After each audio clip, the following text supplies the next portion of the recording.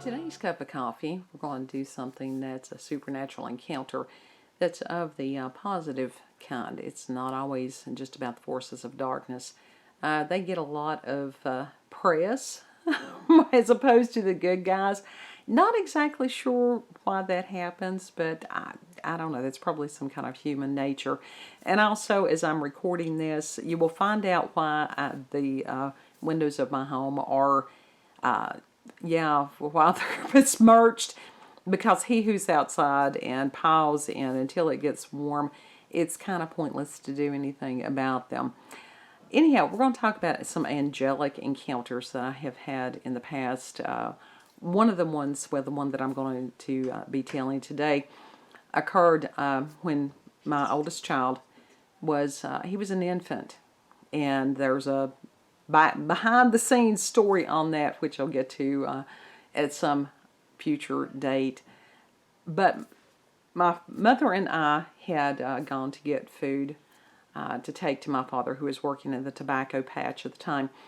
And so my cousins usually would help Dad with the tobacco, and they were unavailable for whatever reason at that point. So he was up there by himself. And for those of you who've never raised tobacco or been in any kind of farming, it's very labor-intensive, back-breaking work. And that's why a lot of people don't want to do farming. And I always thank a farmer while you're out there. Anyhow, so we had gone up, we had walked up to the tobacco patch, and I looked into the field, and I had seen Daddy's, hat. He wore a baseball cap. And then down the row, about, I don't know, maybe 10 feet behind him or whatever, I saw another baseball cap, which was red in color. And I hollered at Daddy, and I told him, I said, we got you some food. And I told my mother, who was carrying an infant child, I said, look, one of my cousins must have come to help Dad because there's two people in the field. I saw, the other hat. I said, that's okay. They can have my sandwich, and I can fix me something when we get back home. So Daddy came out of the tobacco patch, and I said, where's the other one? And he said, the other what? I said, there's somebody else in there with you because I saw their hat. And he looked at me, and he's like, there's nobody else in there with me. I said, yes, there were. I said, they've got a red hat on. And Mom and I looked at each other, and we realized what it must have been, because it was a matter of prayer. This family runs on prayer, always has.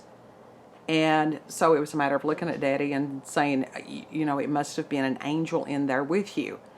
And my father, in typical Marine mode, said, well, I wish he would work a little bit faster.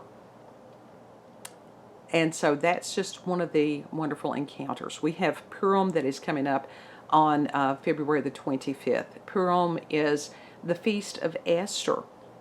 And that's a really cool thing. Esther is the only book in the Bible that does not mention God directly, but that he was always behind the scenes. And that is a celebration of victory over the evil schemes that were set towards the people of God. So, if you've never done Purim before, if you'd like to learn more about it, read the book of Esther.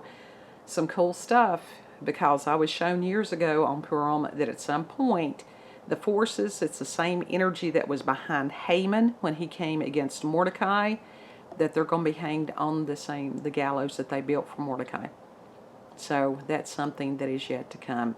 You all have a beautiful, blessed day. Send me your encounters, whether they're positive, whether they're negative, any kind of supernatural encounters, paranormal, if you want to call it that. If you want just someone to listen to you, that's fine. If you want a video made about your story or someone else's story, send those to cupofcoffeewithscream@gmail.com. Bye.